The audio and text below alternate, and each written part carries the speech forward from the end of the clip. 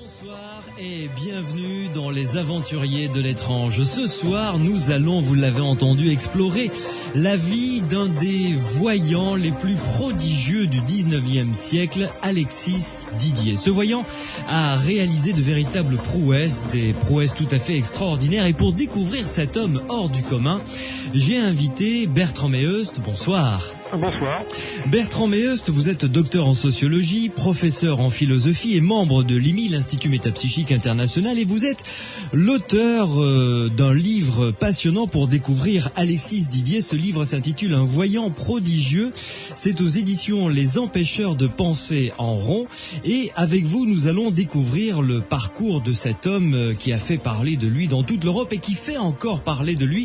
Vous avez écrit d'autres livres. D'ailleurs, la dernière fois que vous êtes intervenu dans cette émission Les Aventuriers de l'étrange, rappelez-vous, vous qui nous écoutez, c'était pour nous emmener sur le Titanic et découvrir tous les phénomènes paranormaux qui ont entouré le Titanic avant, durant le voyage et durant le drame qu'ont vécu toutes les personnes qui ont fait cette première tristement célèbre et dernière traversée du Titanic. C'est aux éditions J'ai lu, un livre qui marche bien, Bertrand Meheust, parce qu'un livre vraiment fabuleux. Oui, je sais pas s'il marche bien, je le suppose en tout cas, mais disons que j'ai des échos qui montrent que oui, ça intéresse beaucoup les gens. En tout cas, pour l'instant. En tout cas, c'est un très bon bouquin que je recommande à ceux et celles qui nous écoutent ce soir. D'ailleurs, vous le savez, vous pouvez participer à cette émission et poser vos questions à mon invité Bertrand Meheust par l'intermédiaire du SMS. Sur votre portable, vous tapez le mot Sud, vous laissez un espace, ensuite vous rédigez votre réaction, votre question, ou vous mettez votre numéro de téléphone si vous voulez que l'on vous rappelle, et vous envoyez le tout au 71 200. Je me ferai un plaisir d'être le porte-voix de votre réaction ou de votre question qui sera donc pour notre invité. Bertrand Meheust, nous allons plonger dans la vie extraordinaire de cet homme hors du commun, Alexis Didier, qui est né en 1826 et mort en 1886, à l'âge donc de 60 ans. Alors, avant de parler de lui directement, décrivez-nous un petit peu l'époque dans laquelle il a évolué. Vous savez, c'était vraiment une époque assez extraordinaire, en fait, dans l'histoire de France, dans l'histoire de l'Europe. Donc, si vous voulez, pour donner un cadre, Alexis entre en scène en 1843, à l'âge de 16 ans, à peu près. Ouais. Et il va quitter la scène, si je puis dire, arrêter de faire parler de lui 13 ans plus tard, en 1856. Donc, vous voyez, c'est une fenêtre assez courte. Mm-hmm. Alors, ça touche, en gros, la fin du règne de Louis-Philippe et le début du Second Empire. Donc, il est contemporain de la révolution de 48, et de la prise de pouvoir par Napoléon Bonaparte. Mm-hmm. Et d'Alexandre Dumas également. Bien sûr. Donc, voilà, on en parlera tout à l'heure d'ailleurs. Ouais. Alors, sur le plan politique, évidemment, c'est une époque fascinante. Alors, le règne de Louis-Philippe arrive à épuisement. On sent bien que c'est la fin de la monarchie. Et on assiste de ce fait à un véritable foisonnement d'utopie. Alors, il y a le féminisme, qui est déjà très virulent à cette époque-là, l'anarchisme, le socialisme utopique et mystique, c'est l'époque aussi de Fourier, vous voyez, c'est l'époque du développement des sciences, du matérialisme et du positivisme. Donc tout ça s'entrechoque, il y a un véritable bouillonnement. La littérature est très vivante, qu'on pense à Hugo, à Dumas, etc. Et elle se fait d'ailleurs elle rentre en politique, oui, bien sûr. De cette époque. Oui. Alors, pour vous donner une idée, pour prendre une époque que j'ai traversée, c'est un peu l'équivalent, peut-être plus violent, du bouillonnement intellectuel qui a suivi les 1968 en France, vous voyez. Ouais. Il y a eu une décennie de bouillonnement intellectuel où toutes les idées pouvaient se développer. Il y avait une véritable passion pour les idées qu'on ne trouve plus aujourd'hui. Et bien Alexis arrive dans cette espèce de créneau utopique, et c'est-à-dire que les phénomènes qu'il produit, les idées que cela peut susciter, tout ça trouve un terrain naturel, qui va ensuite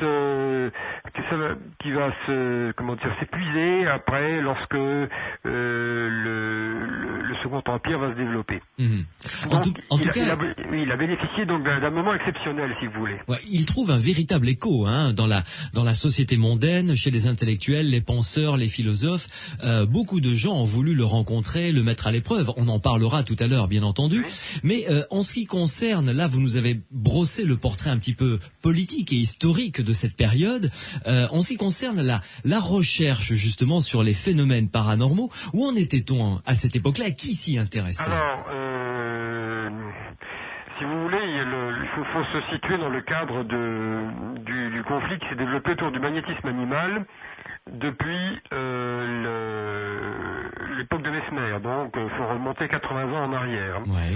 Donc, sous la Restauration, il y a eu des commissions officielles qui se sont penchées sur le dossier du magnétisme animal et donc des phénomènes dits de clairvoyance. Il y a eu plusieurs commissions qui ont donné des expertises contradictoires. Et donc, il faut bien préciser qu'il y en a une qui a donné un rapport tout à fait favorable à l'existence des phénomènes magnétiques. Et ça nous a amené jusqu'en 1842 exactement.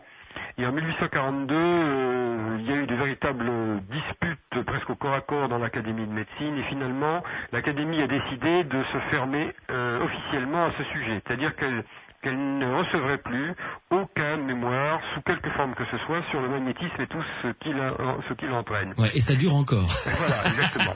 Alors, à partir de ce moment-là, si vous voulez, le sujet devenait proscrit pour les médecins, délégitimant pour les hommes de science et pour tous les gens qui voulaient faire carrière. Et donc, officiellement, il n'existait plus, les hommes de science n'avaient plus, comme disent les juristes, à en connaître. Mais par ailleurs, et le magnétisme se développe de plus en plus dans la société, chez les hommes de lettres, chez les écrivains, chez les philosophes, enfin je veux dire l'intérêt pour cette question, vous voyez, les juristes, etc., qui prennent en charge cette dimension de l'expérience que la science a décidé de ne plus étudier. Vous voyez. Et donc, c'est exactement à ce moment-là qu'arrive le jeune Alexis. Il arrive exactement l'année d'après, l'interdit sur le magnétisme, et toute la vie d'Alexis va se passer dans cette étrange parenthèse où la science ne veut pas le savoir. Et alors, on va assister à ce paradoxe, donc les magnétiseurs d'Alexis, notamment marseillais, sur lequel on reviendra, ont de multiples reprises fait des demandes écrites à l'Académie de médecine pour que Alexis soit expertisé correctement, dans les conditions que, disons, les hommes de science jugeaient indispensables pour porter un jugement, et il y a toujours eu un silence total. Mais, comme par ailleurs, heureusement, Alexis est allé se faire expertiser en Angleterre, on a des informations très précises que les Français ne nous ont pas données. Et on assiste ainsi à un paradoxe très curieux, c'est que si vous voulez, c'est très à la mode à partir de 1850 chez les philosophes et psychologues français de s'en prendre aux prétentions des magnétiseurs comme exemple d'une pensée qui est sortie de ses gonds rationnels, vous voyez. Et donc ils citent toujours des exemples de somnambules qui se sont fait prendre à tricher ou dont on gonflait abusivement les talents, etc., etc. Et jamais ils ne citent le cas d'Alexis Didier, qui était de loin le plus célèbre de tous. Ouais. Donc, j'en conclus qu'ils ne voulaient pas le savoir. Oui, c'était ça. Ils l'ont rayé de la carte. Exactement. Et ils se sont mis des œillères et à partir de là, rien ne pouvait les convaincre, évidemment. Bien sûr. Alors, revenons quand même sur la définition du magnétisme animal. Qu'est-ce que c'était ? Qu'est-ce que ça englobait ? Alors bon, c'est une très longue histoire. Le mot lui-même, magnétisme animal, est de Mesmer. Alors Mesmer était un médecin autrichien, viennois, qui avait fait sa thèse sur une nouvelle médecine holistique, donc il avait nommé le magnétisme animal, par analogie avec le pouvoir que les aimants ont sur l'organisme humain. Alors, il faut préciser tout de suite, il ne s'agit pas du magnétisme au sens où les physiciens l'entendent, et il ne s'agit pas des animaux, mais tout simplement de anima, en latin, les êtres doués d'une âme consciente et volontaire, c'est-à-dire de l'homme. D'accord, ok. Voilà. Alors, ce terme, qui est une expression de Mesmer, est entré dans la langue, depuis on n'a jamais pu s'en débarrasser. On dit aussi mesmérisme. Bon.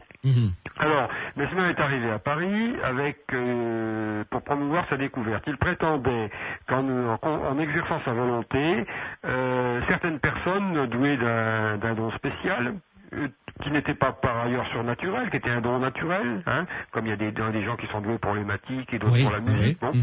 Certaines personnes douées d'un don spécial, donc, pouvaient, en concentrant leur volonté par des passes, envoyer un fluide impondérable sur une autre personne, sur un malade. Oui. Alors, ce fluide, selon la thèse de Mesmer, remplissait l'univers et était responsable du maintien des êtres en vie et en santé. Et chez un malade, l'origine de la maladie provenait de ce que le fluide circulait mal. D'accord. Donc le magnétiseur étant censé être une personne en bonne santé, débordante d'énergie vitale, eh bien il projetait par sa volonté ce fluide sur le malade et en quelque sorte rechargeait ses accus et provoquait chez ce dernier une sorte de décharge, un peu comme une décharge électrique. Ça, c'était la théorie de Mesmer. D'accord. Et puis un disciple de Mesmer, le marquis de Puységur, en pratiquant cela, pour soigner un de ses malades, l'a plongé involontairement dans un état de conscience étrange qu'il a appelé le somnambulisme magnétique. Dans cet état, la personne, si vous voulez, était allongée sur son lit, elle avait les yeux fermés, le pouls à peine perceptible, une grande pâleur sur le visage, et la vie semblait se retirer d'elle. Et puis à un moment donné, elle revenait à la vie avec une personnalité plus dense et avec des dons psychiques étranges. D'accord. Et un de ces dons était la capacité de voir ce qui se passe à distance, de voir ce qui se passe dans les esprits des gens qui s'approchent, de détecter les maladies, etc., etc. D'accord. Voilà, c'est donc comme ça, si vous voulez, qu'est née la recherche parapsychologique, c'est par les études sur les somnambules magnétiques. Voilà, et il était considéré comme un somnambule magnétique, Alexis Didier, c'est comme ça qu'on l'appelait. Il faisait partie des somnambules magnétiques. Alors c'était un somnambule très élaboré, plus sophistiqué que ceux qu'on avait avant la Révolution française, tout simplement, parce que ça faisait 70 ans de pratique, si vous voulez, et que la chose s'était développée en cours de route. Ouais. Nous allons en parler dans quelques minutes, Bertrand Meheust. Une première pause avant de nous retrouver ensemble pour nous faire le portrait d'Alexis Didier. D'où venait-il, ses origines? Et puis, physiquement, vous allez nous le décrire et vous allez évidemment nous faire part des prouesses qu'il a réalisées qui ont été scrupuleusement notées. Nous avons reçu un SMS, c'est Michael, 30 ans des Landes, qui nous envoyait un SMS avec un petit bout de témoignage. Michael, si c'est possible, envoyez-nous votre numéro de téléphone, vos coordonnées pour que l'on puisse vous rappeler et évidemment discuter avec vous de ce que vous avez vécu de ce rêve prémonitoire visiblement. Vous nous envoyez vos SMS, Sud, un espace, votre réaction, votre question au 71 200. Nous allons revenir au cas Alexis Didier. Sud Radio, les aventuriers de l'étrange. Florent Pagny, là où je t'emmènerai dans les aventuriers de l'étrange sur Sud Radio. Nous parlons d'un voyant peut-être le plus extraordinaire du 19e siècle. Il s'appelle Alexis Didier, avec mon invité que nous allons retrouver dans quelques secondes juste après la pub, qui va nous dresser son portrait et ensuite nous allons entrer dans l'enquête proprement dite et vous allez voir les prouesses qu'il a réalisées, Alexis Didier, qui ont été rapportées par des témoins, sont proprement hallucinantes. Les aventuriers de l'étrange sur Sud Radio. Un voyant prodigieux, c'est Alexis Didier, c'est le titre du livre que nous allons explorer ce soir jusqu'à minuit et explorer évidemment la vie de cet homme proprement extraordinaire à travers le livre de Bertrand Meheust, qui est mon invité ce soir, qui est docteur en sociologie, professeur en philosophie et membre de l'Institut Métapsychique International. Je vous aurais tout dit en vous précisant le nom de l'éditeur de ce livre, c'est Les Empêcheurs de penser en rond. Bertrand Meheust, faites-nous le portrait d'Alexis Didier. Physiquement, à quoi ressemblait-il? Alors, déjà son physique était tout à fait le physique de l'emploi. C'était un jeune homme de petite taille, visage extrêmement pâle. Il avait tout à fait les traits du héros romantique, si vous voulez, voyez. Le visage pâle, les traits très fins, un peu efféminés. Il était extrêmement timide, courtois, réservé dans son état de conscience normal. D'accord. En revanche, lorsque le sommeil magnétique s'emparait de lui et qu'il entrait dans le fameux état dit de lucidité magnétique, alors il devenait un homme extrêmement audacieux, avec une sorte de présence et même d'hyper-présence qui effrayait parfois même les participants. Les barrières tombaient vraiment. Les barrières tombaient, il devenait audacieux, volubile, inépuisable. On avait l'impression d'assister à un être qui n'était plus tout à fait un être humain normal, si vous voulez. Bien que, par ailleurs, il restait, si vous voulez, toujours parfaitement conscient. Il était tout à fait différent des médiums spirites qui sombraient dans un état d'inconscience. Vous voyez, ça sera 15-20 ans plus tard, les médiums spirites, lorsqu'ils viendront, ils seront possédés par une entité, sombreront dans un état d'inconscience et délivreront leurs oracles dans cet état. Or, Alexis, c'est tout à fait différent. Il est lui. Il sait qu'il est lui, il sait qu'il est Alexis Didier. Il jouit d'une mémoire parfaite, plus étendue que d'habitude. C'est comme si il était lui, mais démultiplié, si vous voulez, voyez. Et avec toutes ces inhibitions tombées.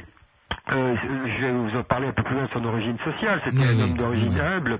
Et on raconte que lorsqu'il faisait des séances dans la famille royale, il tutoyait le fils du roi. Il s'amusait à lui demander, par exemple, les cigares qu'il voyait dans ses poches. Le duc de Montpensier, vous voyez. Oui. Bon, donc cette personnalité, rien que la personnalité d'Alexis, lorsqu'il était entré dans son état, ce changement de personnalité, cette espèce de démultiplication des ressources est intéressant en lui-même, si vous voulez, indépendamment des facultés de paranormal qui viennent s'y greffer, qui surgissent dans cet état. Oui. Alors, vous l'avez à peine évoqué, parlons un petit peu de ses origines. D'où est-ce qu'il venait, ce garçon? Alors, sous ça, j'ai réussi, non sans mal d'ailleurs, à finir par trouver ses sources, parce que c'était un homme très discret, qui ne parlait jamais ni de lui ni de sa famille. Par exemple, dans ses mémoires, il n'en parle pas. Mais bien, ça c'est le travail de l'historien. Donc j'ai fini par trouver ses origines. En fait, il est né rue de Grenelle, et son père était cordonnier. C'était un milieu social très humble. Ils étaient 5 ou 6 enfants. Donc, il a été envoyé à l'école chez les pères jusqu'à l'âge de 12-13 ans, et ensuite c'était l'apprentissage, vous voyez, où personne n'y échappait. Bien sûr. Alors il y avait une particularité d'ailleurs dans sa famille. Alors, je vais d'abord vous parler de son père. Son père était, semble-t-il, du moins si l'on en croit le témoignage de plusieurs personnes, dont Alexis lui-même, son père était un somnambule naturel, c'est-à-dire que la nuit il se levait et qu'apparemment il était capable de lire le journal les yeux fermés. Il y avait quelque chose dans cette famille autour du somnambulisme, vous voyez. Et sa mère semble avoir plusieurs reprises avoir eu des bouffées, si je puis dire, de télépathique spontanée au moment du décès d'un de ses fils, d'ailleurs. D'accord. Donc il y avait vraiment déjà un terrain naturel propice, hein? Du moins, c'est ce que Alexis Didier a laissé entendre dans ses récits. C'est possible, on ne peut pas pousser c'est difficile à savoir jusqu'à quel point c'est jusqu'à quel point Alexis a retenu ces détails pour soigner sa légende personnelle. Oui, ce qui est possible aussi. Donc le père était ouvrier et le gamin a été envoyé en apprentissage, et il a d'abord été ouvrier graveur. Et c'est un détail intéressant parce qu'on va voir que lorsque plus tard il fera ses voyances magnétiques, il y mettra toujours un soin. Ce qui caractérise les voyances d'Alexis, c'est leur extrême précision. Vous voyez, le soin du détail. Complètement, oui. Et c'est ça qui nous permet aujourd'hui d'apprécier. D'accord. Mais alors, il n'était pas seul lorsqu'il est rentré entre guillemets dans la carrière, si on peut appeler cela comme ça. Il faut dire absolument un mot, et vous y consacrez une bonne part évidemment dans votre livre. Son comparse durant 12 ans, Jean trait d'union Bon, d'ailleurs il s'appelait Jean Bon, ça s'invente pas, Marcillet, alors là, qui autant Alexis Didier était peut-être un peu effacé dans son état naturel, autant Jean Bon Marcillet, alors lui c'était l'inverse. Alors oui, alors je vais bien sûr vous parler de Jean Bon Marcillet, mais je m'aperçois que j'ai oublié de vous parler d'un autre point important, c'était le frère d'Alexis. Ah oui, oui. Il faut savoir que les frères Didier, il avait un frère un peu plus jeune, qui était lui-même voyant également. Ce qui renforce l'idée d'un don particulier dans la famille, et qui d'abord a produit à peu près des phénomènes analogues à ceux d'Alexis, quoique peut-être un peu moins spectaculaires, et qui a suivi son frère quand ce dernier est allé faire des expériences en Angleterre. Et en fait, il a rencontré une Anglaise, il s'est marié avec une Anglaise, il est resté en Angleterre, où il est devenu un des plus grands guérisseurs du Royaume britannique. Ah d'accord. Oui. Et j'ai réussi à retrouver un de ses descendants, M. Hagenauer, qui est un ingénieur parisien, qui m'a donné des documents très intéressants sur la famille. Ouais. Et donc, en fait, les deux frères communiquaient, faisaient des expériences de télépathie entre eux, entre Londres et New York. Vous voyez. Extraordinaire.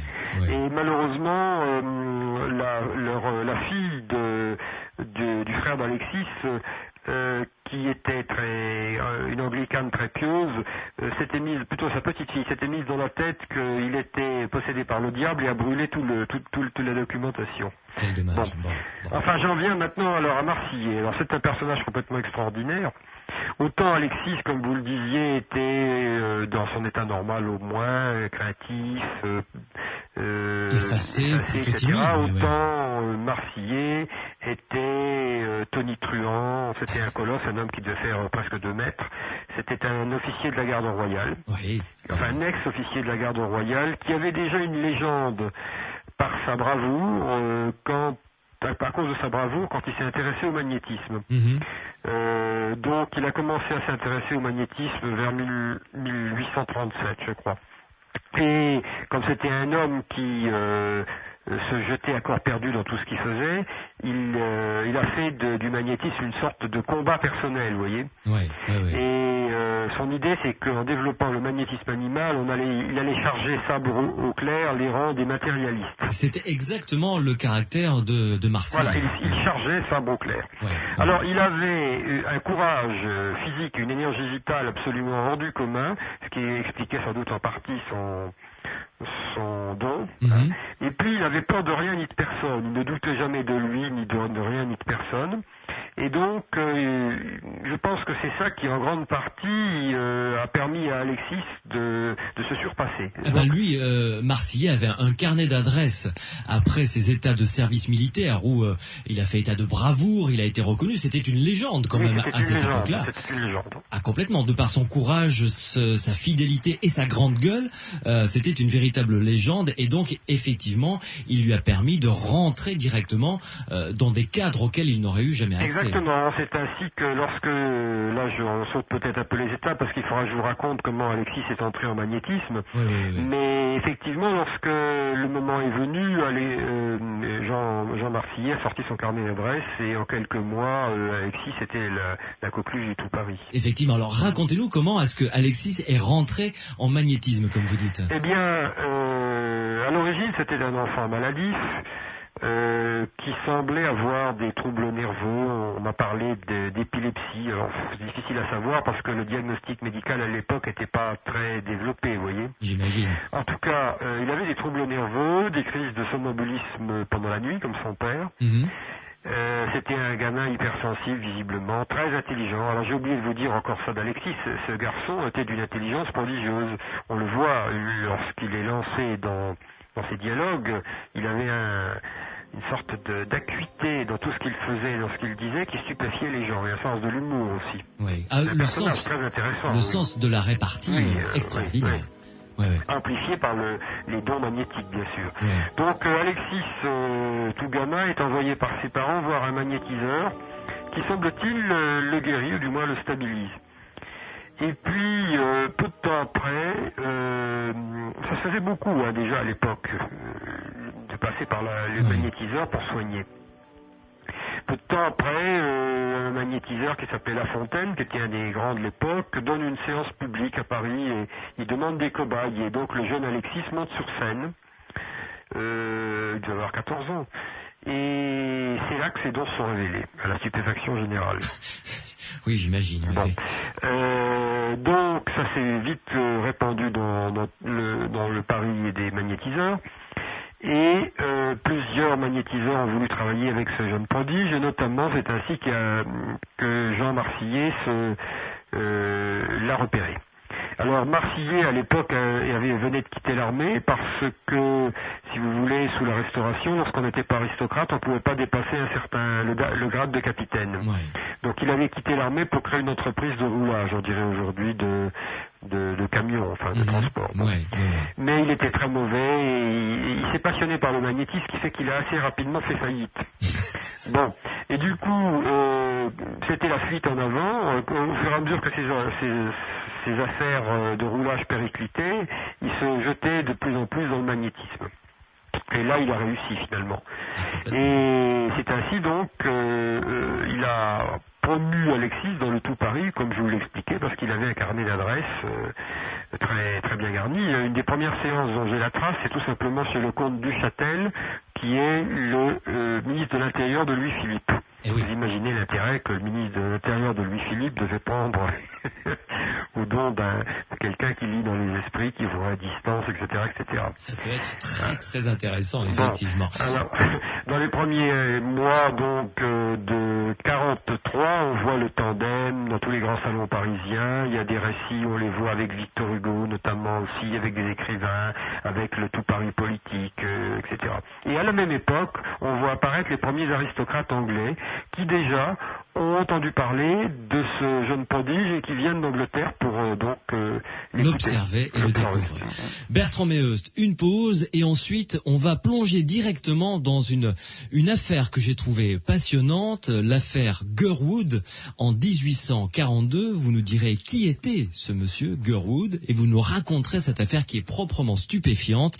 Vous allez voir, c'est Alexis Didier, ce sera un des premiers prodiges que vous allez découvrir. Les aventuriers de l'étrange sur Sud Radio. Ladyboy, c'était Indochine dans les aventuriers de l'étrange sur Sud Radio. Si vous rentrez, soyez prudents et continuez à nous écouter. Surtout, je vais faire maintenant appel au talent de conteur que vous avez découvert de Bertrand Meheust, mon invité, pour nous faire plonger dans une affaire absolument extraordinaire, Bertrand Meheust. L'affaire que j'ai appelée Gurwood. Ça a démarré donc, si j'ai bien compris, en 1842. On va d'abord dire qui était ce monsieur Gurwood. C'était quand même une sommité. Alors, oui, le colonel Gurwood, c'est Gurwood, pas Gurwood. Oui, Gurwood, oui. Le colonel Gurwood, donc, c'est effectivement un personnage considérable. C'est le gouverneur de la Tour de Londres et le secrétaire particulier de Wellington. Ah, s'il vous plaît, Wellington, vous savez, c'est le grand général anglais qui a participé qui a dirigé le corps expéditionnaire anglais contre les Français en Espagne, pendant les guerres d'Espagne. Oui. Il nous a fait du mal, ce garçon. Les Anglais avaient un corps expéditionnaire qui est allé aider la rébellion espagnole. Et donc, Gurwood était le secrétaire particulier de Wellington. Voilà, donc un personnage absolument considérable qui avait ses entrées dans le royaume, etc. Alors, l'histoire est digne d'un roman. En fait, Gurwood est un des tout premiers consultants d'Alexis. Alexis a 16 ans. Oui. Et un jour, un monsieur distingué, un anglais, parlant très bien le français, mais avec évidemment un accent britannique, se présente. Et avant qu'il ait eu le temps de lui dire quoi que ce soit, Alexis lui dit je devrais vous détester parce que vous êtes anglais, mais je vous aime bien car vous avez sauvé la vie d'un soldat français. Alors, le colonel est complètement stupéfait et Alexis plonge dans son passé. Alors, il raconte, comme s'il y était, une bataille dans laquelle Gurwood est impliqué. Ça se passe dans un pays du Sud, il fait chaud, il y a des cris, etc. Gurwood lui-même reçoit un mauvais coup sur la tête, il a la tête qui saigne, il est blessé. Alexis ne dit pas que c'est en Espagne, c'est dans le sud, je précise. Et puis, à un moment donné, il voit une scène qui va s'avérer exacte. Il y a un soldat qui est blessé et qui va être achevé par ses hommes, un soldat français, par les Anglais. Et Gurwood intervient pour demander au soldat anglais qu'il se retire. Et tout cela est exact. Ça, c'est fascinant. Et donc, il sauve la vie de ce soldat français. Voilà l'histoire, la suivante. Donc, il sauve par français, au moment où il voyait qu'il allait être achevé, a poussé le cri de détresse des francs-maçons en voyant arriver un officier anglais. Et on suppose qu'il y avait une certaine connivence dans certains grades de l'armée à l'époque. Il y avait des maçons qui avaient, comme vous savez, une sorte de solidarité. Oui. Et Gurwood, qui était jeune capitaine à l'époque, ça se passait au siège de Puy-d'Abre-Rodrigo. C'était une bataille dans laquelle les Français ont été battus. C'est une des premières défaites de l'armée napoléonienne. Oui. Et donc,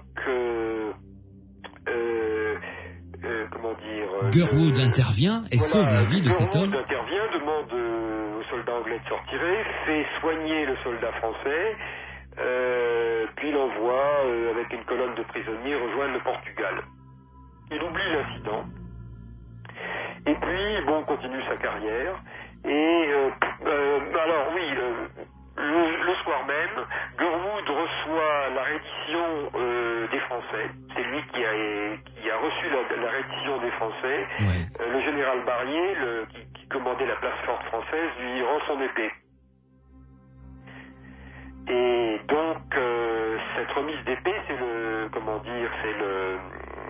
grand fait dans la vie militaire de Gurwood, vous voyez. Oui, tout à fait, tout à fait. Et le drame de Gurwood, ça va être que 30 ans plus tard, lorsque le général Napier, qui était un historien anglais, publiera son histoire des guerres de la péninsule, il va nier que Gurwood se trouvait bien à cet endroit ce jour-là.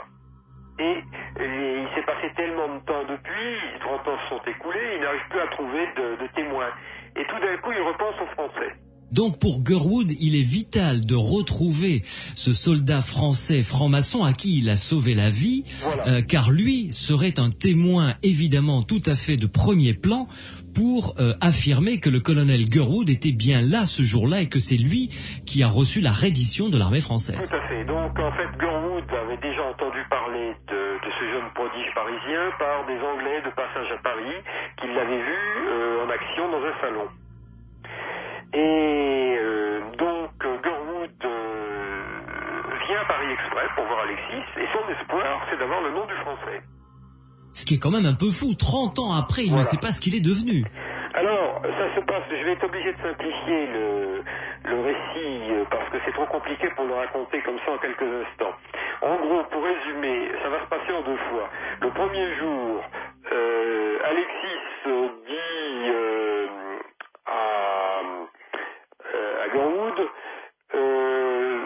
il donne le nom d'un officier français qui était le responsable, comment dire... Ah non, oui, attendez, non, je saute une étape.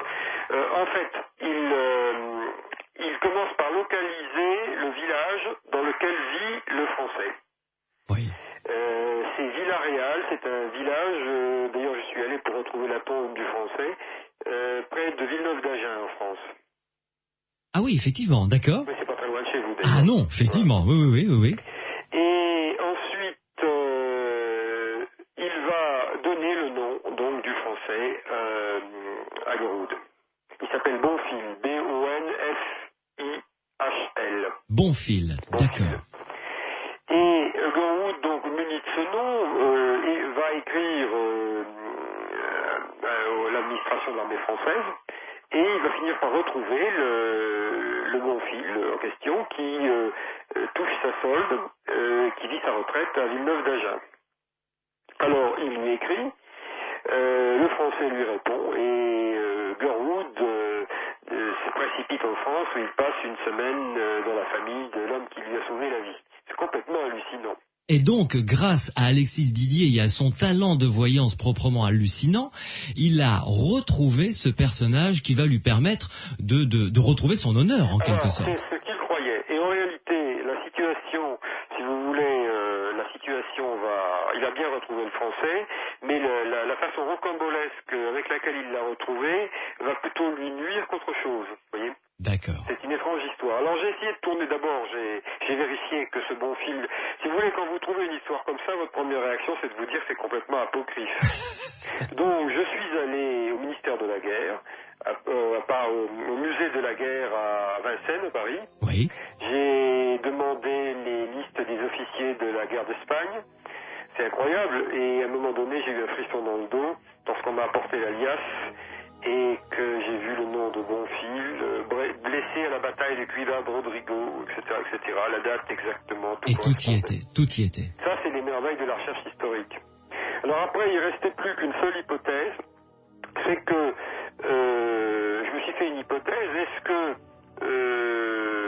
on pourrait imaginer par exemple que Gurwood aurait imaginé toute cette histoire pour inventer, un fait d'armes pour se faire mousser. En fait, il n'avait pas besoin de passer par un biais aussi compliqué qu'il le desservait plutôt qu'autre chose, ça ne tient pas debout. Oui.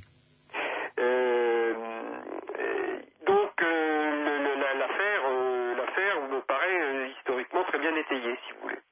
Extraordinaire quand même. Oui. Et je ne vous donne pas tous les détails, parce qu'avec tous les détails, c'est un véritable roman. C'est-à-dire que Alexis Didier a donné vraiment pléthore de détails à Gurwood en lui décrivant d'abord la bataille, la rencontre avec cet officier français, son sauvetage, et ensuite il lui a donné son nom. Oui. C'est proprement fou. Vous restez avec nous, Bertrand Meheust, une pause et on continue à découvrir la carrière d'Alexis Didier. Vous allez voir où il a réalisé des prouesses qui laissent quand même pantois. Sud Radio, les aventuriers de l'étrange. Je m'appelle Bagdad Tina Arena sur Sud Radio dans Les Aventuriers de l'étrange. Vous le savez, nous parlons de la vie extraordinaire et des prouesses non moins extraordinaires d'Alexis Didier ce soir jusqu'à minuit avec notre invité Bertrand Meheust. Vous pouvez participer, je vous y invite, vous pouvez participer à cette émission et poser vos questions, nous faire part de vos réactions par SMS. Vous tapez le mot Sud sur votre téléphone portable, vous laissez un espace et puis vous rédigez votre réaction, votre question ou votre numéro de téléphone, si vous voulez que l'on vous rappelle, vous envoyez le tout au 71 200 pour venir nous rejoindre dans cette émission. Sud Radio, les aventuriers de l'étrange. Bertrand Meheust, nous avons évoqué l'affaire Gurwood, donc c'était en 1842 que cette affaire a commencé avec Alexis Didier. Comment est-ce que le monde en a eu connaissance de cette affaire? Gurwood a entretenu a écrit des rapports, on a retrouvé des lettres du colonel Gurwood, ça s'est passé comment? Gurwood s'est livré très difficilement sur cette histoire, qui était pour lui douloureuse. J'imagine. Et on la connaît par un certain nombre de recoupements, vous voyez, mais notamment en partie par le témoignage du docteur Elliotson, par plusieurs témoignages, notamment celui du docteur Elliotson. Le docteur Elliotson était un grand médecin anglais qui a beaucoup contribué à faire connaître et étudier Alexis en Angleterre. Une petite question, la couverture de votre livre, c'est le portrait d'un jeune homme tel que vous l'avez décrit tout à l'heure, c'est un tableau d'Alexis Didier? C'est le portrait d'Alexis Didier. D'accord. Malheureusement, alors je vais pas faire, si vous voulez, l'éditeur, enfin du moins le graphiste qui a conçu la couverture, qui est d'ailleurs assez belle, oui, tout à fait. A plutôt privilégié l'effet à l'information. En fait, si vous voulez, il l'a transformé en négatif, vous voyez. Oui, c'est ça. Mais à l'origine, c'est un portrait d'un jeune homme de 18 ans, un jeune et faible. Moi, j'étais assez déçu quand j'ai vu la couverture, parce que moi, ce que je voulais voir, c'était le portrait d'Alexis, tout simplement. Et en fait, je vous dis, c'est l'effet qui a été privilégié sur l'information, comme toujours. Mais on a des portraits d'Alexis Didier. On en a plusieurs, j'en ai 3 ou 4. D'accord. On a celui-là, qui est un portrait fait en Angleterre lorsqu'il avait 18 ans. Ça a été fait quand il était à Londres. D'accord. En 1944. On a le fameux portrait, le daguerréotype, où on le voit avec les yeux exorbités, étincelants, très impressionnant. Vous l'avez jamais vu celui-là? Non, daguerréotype, c'est-à-dire une vieille photo, hein. C'est ça, c'est l'ancêtre de la photographie. Voilà, c'est ça. C'est-à-dire que c'était des photos qu'on retouchait un petit peu selon certains principes. D'accord. Au début, la photo était encore considérée comme une œuvre d'art, si vous voulez. Elle l'est toujours. Oui, mais sous cet angle-là, c'est-à-dire qu'on retouchait directement la pellicule, vous comprenez? D'accord, oui, tout à fait. Et ensuite, j'ai eu une photo de lui lorsqu'il est devenu un confortable bourgeois de 45 ans. Il est un peu grossi, mais il a toujours une sorte flamme espiègle dans le regard.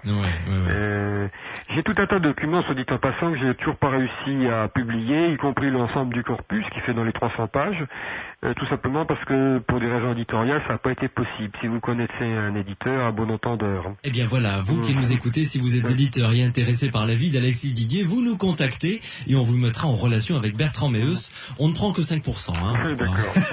Je plaisante, bien sûr. Bertrand Meheust, revenons à la vie d'Alexis Didier. Il part... Après cette affaire, il part en tournée, et tournée est vraiment le terme propre, en Angleterre. Et là, c'est le début d'une certaine notoriété. Alors, racontez-nous comment se passaient ces soirées, parce que c'était quand même, j'allais dire presque festif. Hein. C'était pas des soirées, c'était des soirées mondaines. Alors, oui, il faut préciser que dans les premiers temps d'Alexis, c'était dans le cadre de soirées mondaines que ça se passait. Alors, il faut... nous, quand on pense soirée mondaine, on pense nécessairement à frivole ou superficielle. En réalité, c'était les salons, c'était le lieu d'expression privilégié de la culture à l'époque, et il pouvait s'y passer des choses très sérieuses. C'était l'héritage des salons du XVIIIe siècle. Voilà, c'est ça. C'était vraiment un lieu d'expression, d'affrontement culturel. C'était tout à fait. C'est là que les choses se faisaient. Donc, c'est pas parce que c'était des salons que ça n'était pas sérieux. Simplement, le type d'expérience que l'on faisait était évidemment tributaire du cadre. C'est-à-dire que, par exemple, on faisait des expériences portant sur, par exemple, des objets dans des lettres scellées, ou portant sur des événements passés ou à distance. Mais on ne pouvait pas faire des expériences portant sur le futur, parce que ça demande une mise en place et un suivi compliqué. C'est une des raisons pour lesquelles il y a très peu de séances d'Alexis portant sur la divination du futur, alors qu'il en avait certainement le don aussi, vous voyez. Oui. Alors, racontez-nous un ou deux hauts faits d'armes, si j'ose dire, si je puis m'exprimer ainsi, puisque il était accompagné de Jean Marsillet lors de cette tournée en Angleterre. Ah oui, alors... Donc, d'abord, il faut que je vous précise un peu le cadre de la tournée, parce que c'est une véritable épopée, bien entendu. Donc, nos deux héros étaient en tournée dans le nord de la France. Donc, à un moment donné, ils donnent une séance, je crois, à Boulogne.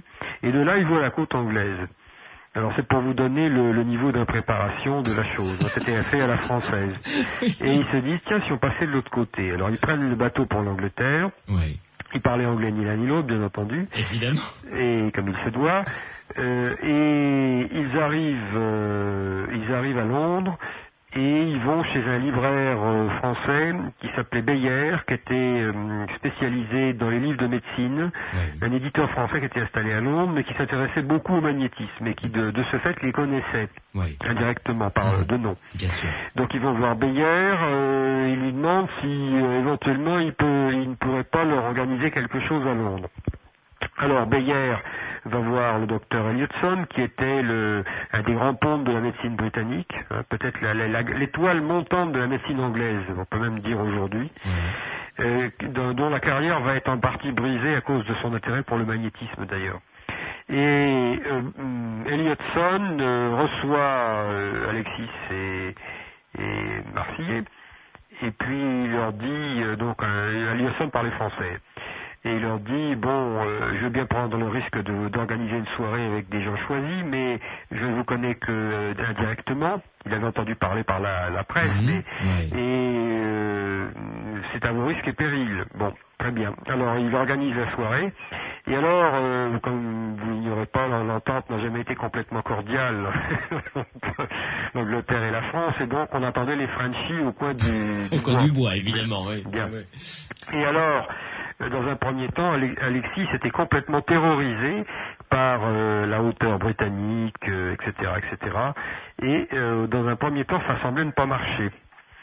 Et donc, Marsillet décide de faire son Marsillet, il décide de couper les ponts derrière eux, de brûler les vaisseaux, comme il dit. Il fait boire une bouteille de champagne à Alexis, et hop, et d'un seul coup, ça démarre. Et voilà. Au grand mot, les grands remèdes. Voilà. Et dès la première séance, il y a des effets surprenants. Alors, ce qui était étonnant, c'est que c'était répercuté pratiquement jour après jour dans les journaux de Londres, dans le Lancet, dans les journaux médicaux, etc. Donc, moi, j'ai pu suivre l'affaire. Vous voyez, c'était une polémique. Donc, alors, à partir de là, à partir du succès initial, on se bat pour avoir Alexis chez Lord Hadar, enfin des grands du royaume. Oui, alors racontez-nous justement un ou deux cas où Alexis a brillé. Voilà, alors voilà un récit par exemple, il y en a plusieurs qui sont extraordinaires en Angleterre. Il y en a un qui me plaît particulièrement, c'est l'histoire que je vais vous raconter. Donc c'est une séance, alors les gens étaient triés avec des cartes d'invitation, etc. etc. Certains étaient priés d'amener des tests aux somnambules. Bon. Oui. Il fallait évidemment un traducteur. On amène à Alexis une sorte de petite valise oblongue, qui ressemble à celle qu'utilisent les chirurgiens pour mettre leurs outils. Petite valise en cuir longue. Oui. On la pose sur la table. Donc il y avait tout un cérémonial. Il faut préciser comment ça se passait une séance. Donc le magnétiseur mettait Alexis dans un état de transe particulier. Par des passes et par le regard. Il hypnotisait en quelque sorte. Oui, sauf qu'il ne disait rien. C'était l'hypnose du magnétiseur est une hypnose silencieuse. Alexis, le magnétiseur n'intervenait que pour l'encourager lorsqu'il y avait des moments difficiles, mais il ne lui suggérait absolument pas ce qu'il devait voir ou ne pas voir. Et souvent, au moment crucial, il se retirait pour qu'il n'y ait pas de possibilité de tricherie. Voilà, c'est ça. Qu'on n'accuse pas de compérage. Et donc, une fois qu'il était dans l'état approprié, on lui faisait faire des démonstrations. Par exemple, vous voyez, il s'asseyait la tête sur une chaise et puis c'est des choses qu'on connaît aujourd'hui. Et on demandait à l'homme le plus lourd de la séance de venir s'asseoir sur son estomac. Et on constatait que ce gringalet de 45 kilos était capable de supporter le poids d'un homme, etc. Bon. D'accord. Une fois que c'était prêt, on constatait aussi qu'il avait l'œil révulsé ou la pupille dilatée. Oui. Bon. L'expérience commençait. Donc, on amène une valise et il dit je vois dans cette valise quelque chose de blanc, de blond, quelque chose de blanc et de long, blanc jaunâtre, c'est de l'os, c'est un os. Alors, il faut préciser tout de suite que ce que je vous décris là, ça suit le schéma pratiquement immuable des voyances d'Alexis, c'est-à-dire qu'il zoome, il part d'un cadre général et il va se poser sur le détail, vous voyez. D'accord. Donc il dit c'est un os, c'est de l'os, c'est un os d'une personne humaine, c'est l'os d'une personne qui est encore en vie, c'est l'os d'une personne qui est dans la salle. C'est un os d'une jambe. Cet os a été brisé en deux endroits par une balle. Voilà, c'est un os qui a été perdu pendant une bataille. Alors à ce moment-là, il y avait un monsieur qui était assis dans la salle, qui se démasque, qui était un militaire, qui avait participé à la bataille de Waterloo. Et qui lui avait laissé une jambe et qui qui avait été amputé à la suite de sa blessure et qui gardait l'os de sa jambe. Étonnante relique quand même. Voilà. Et donc voilà. Alors là, la voyance d'Alexis était tout à fait typique de la façon dont il procédait. Vous voyez, c'est-à-dire que il voyait le cadre. Par exemple, lorsque Gurwood est venu le voir. Il a commencé, avant de raconter l'histoire du français, il a commencé par lui décrire son appartement, qui est évidemment dans un endroit très particulier, la Tour de Londres. Oui, comment on y arrive par la Tamise, etc. Il a décrit les lieux, les pièces, il a décrit la cheminée. Au-dessus de la cheminée, il a décrit l'épée qui était accrochée au-dessus de la cheminée. Et sur l'épée, il a lu sur la lame rouillée la devise en latin du colonel. Qui était, je crois, Fluctuat Tecmerlito ou quelque chose comme ça. Oui. C'est une véritable caméra qu'il avait. Voilà, exactement. Et c'est d'ailleurs à partir de là qu'il est enclenché dans l'histoire, parce que l'épée en question qui était au-dessus de la cheminée, c'est la fameuse épée que le général Barrier, le général français vaincu, avait remis à Gurwood. D'accord. Et vous pouvez nous raconter encore une autre voyance comme ça de cette tournée en Angleterre pour que l'on comprenne bien cette manière qu'avait Alexis Didier entre guillemets de voir, de lire des choses absolument impossibles à lire. Oui, il y en a de nombreuses. Par exemple, un lord arrive, lui demande de lui décrire un certain endroit, et donc il décrit la maison, la mare qui est au-dessus, qui est à proximité de la maison, les canards qui barbotent dans la mare, la cour. À l'intérieur c'est une sorte de petit château. Dans l'intérieur du petit château, il voit une cible qui sert au tir à l'arc. Vous voyez, c'est toujours des détails comme ça. Oui, oui. Et puis à un moment donné, son regard s'accroche sur une date qui est inscrite, gravée sur le linteau de la porte, et il donne la date. C'est la date de la construction de la maison. Extraordinaire. Voilà, la voyance, c'est ça. Oui, je crois que c'est pas mal résumé finalement. La vraie voyance, il y en a peu. Oui, il y en a peu qui ont poussé le souci de la précision jusqu'où l'a poussé Alexis Didier. Ouais. Une pause, Bertrand Meheust, et on se retrouve pour parler encore des prouesses qu'il a réalisées, parce que vous nous l'avez dit, sa carrière a duré quoi, une quinzaine d'années, pas plus, hein, une quinzaine d'années, et durant cette quinzaine d'années quand même, il a réalisé nombre de prouesses dont on va parler avec vous jusqu'à minuit. Les aventuriers de l'étrange sur Sud Radio. Je traîne des pieds, très jolie chanson d'Olivia Ruiz, extrait de son album La femme en chocolat. Nous parlons d'un voyant prodigieux qui est né en 1826, mort en 1886. Il s'agit d'Alexis Didier et nous nous basons sur le livre de mon invité Bertrand Meheust. Ce livre s'appelle Un voyant prodigieux et c'est aux éditeurs Les Empêcheurs de penser en rond.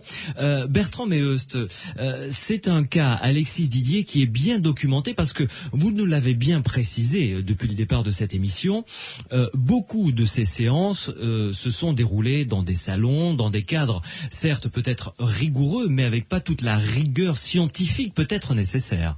Alors, la rigueur telle qu'on l'exigerait aujourd'hui, on la trouve presque jamais. Par exemple. Sauf que on commence déjà à voir que certains y pensent, par exemple surtout les Anglais. Il faut préciser sur ce plan que les Anglais ont un âge d'avance sur les Français.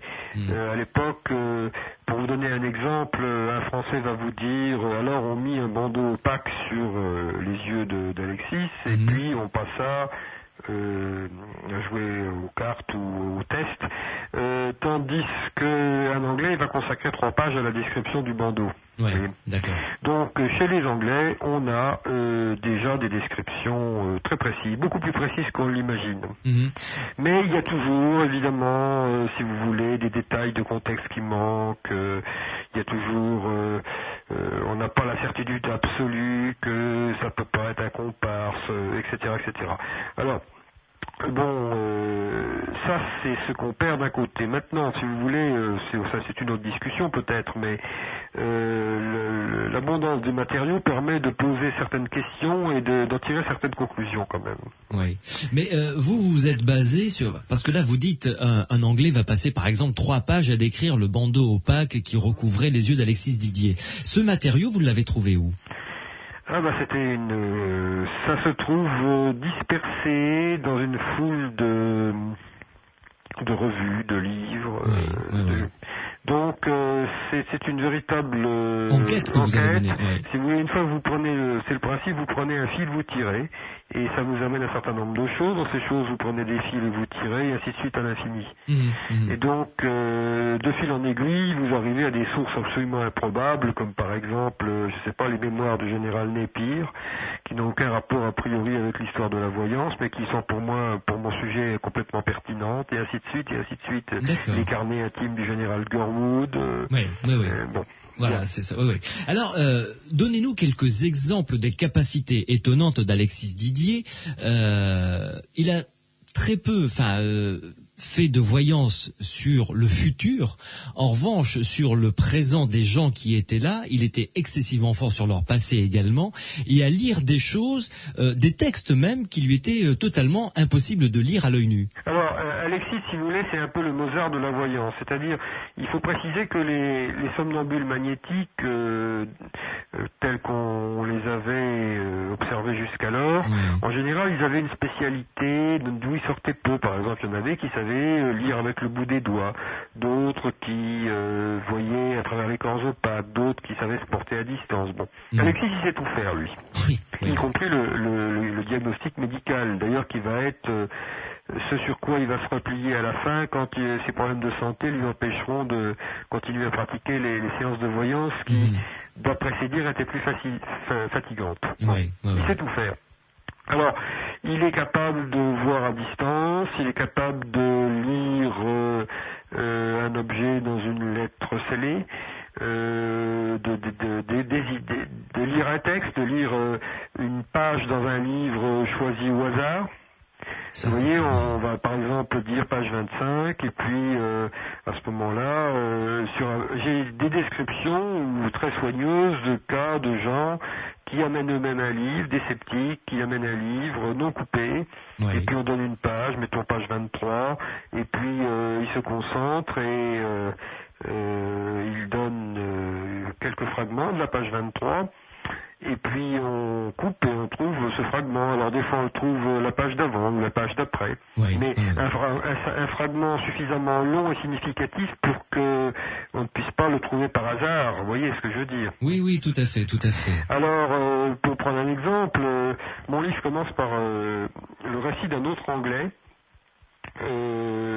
c'est un révérend père, un pasteur anglican, Townshend, le père Townshend, qui est un ami intime de Dickens, c'est un aristocrate anglais, c'est pas n'importe qui, et qui est un spécialiste à la fois de la peinture, de l'histoire de la peinture, et un poète et également un magnétiseur.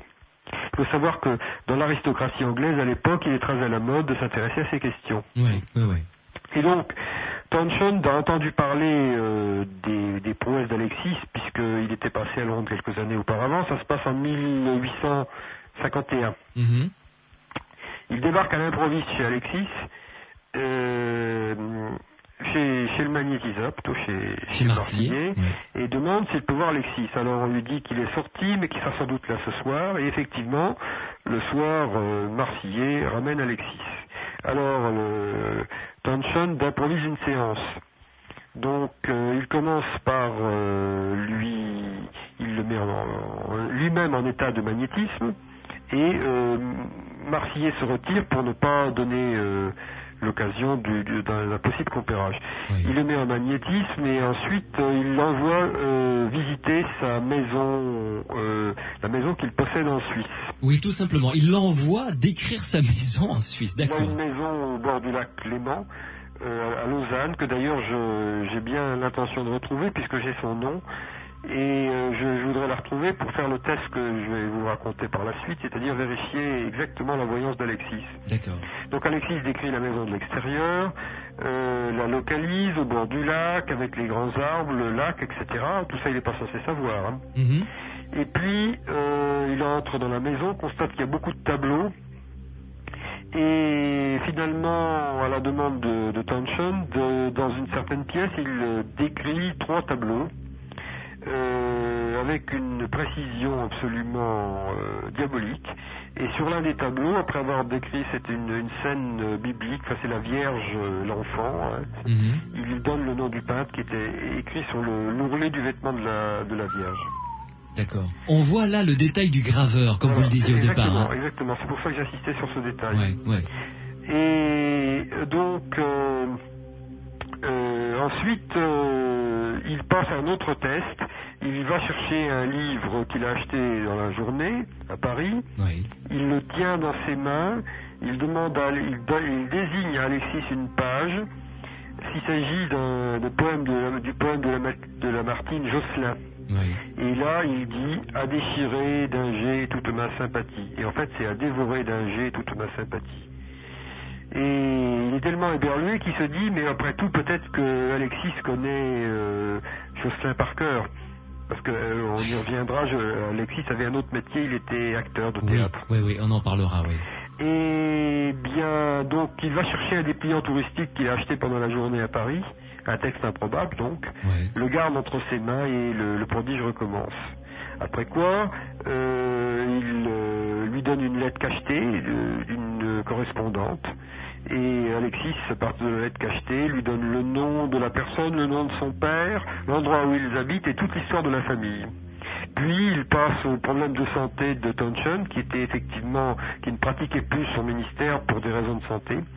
Il lui décrit ses problèmes de santé, etc., etc. L'autre sort complètement stupéfait. Alors, si vous voulez, dans une histoire comme celle-là, c'est intéressant parce que il y a deux explications possibles. Par exemple, s'agissant des tableaux, on pouvait supposer que de la part de Townshend, le désir au fond, que tout être humain de voir des choses merveilleuses, l'avait conduit à, négliger les différences qu'il pouvait y avoir entre la description que faisait Alexis et ses tableaux, vous voyez ? Oui, peut-être, d'accord. D'augmenter la ressemblance. Argument recevable. Bon, oui. Eh bien, j'ai eu la joie et la surprise de recevoir un jour par le courrier des photos que m'avait envoyé un chercheur anglais qui s'appelle John Playfair, qui est un chercheur de la SPR, qui a retrouvé la collection privée des tableaux dans un musée de Londres, la collection de tableaux de Townshend, qui était un grand collectionneur, et qui a retrouvé les tableaux sur lesquels portaient les voyances. Décrits par Alexis Didier. Voilà, je lisais ces tableaux, et donc c'est absolument foudroyant. On ne peut pas le confondre avec une autre description. Non. Ouais. Bon. Donc, à ce moment-là, il ne reste plus qu'une hypothèse et une seule, c'est que le révérend Townshend s'est fait le comparse d'un jeune saltimbanque parisien. Voilà. Mais vous imaginez que c'était un aristocrate qui était ami de Dickens, etc., etc. Oui, mais auquel cas, à ce moment-là, tous ceux qui ont assisté au prodige d'Alexis Didier dans tous les salons qu'il a fréquentés étaient des comparses, finalement. Si on va par là. Malgré le manque de protocoles tels qu'on les exige aujourd'hui, malgré l'imprécision relative des rapports, surtout des rapports français, on peut tirer quand même certaines conséquences de ce matériel, vous voyez. C'est que il est impossible que tous les consultants d'Alexis, qui étaient des gens de la haute aristocratie, des grands bourgeois, etc., se soient fait le comparse d'un jeune somnambule, d'un jeune saltimbanque somnambule. Ouais.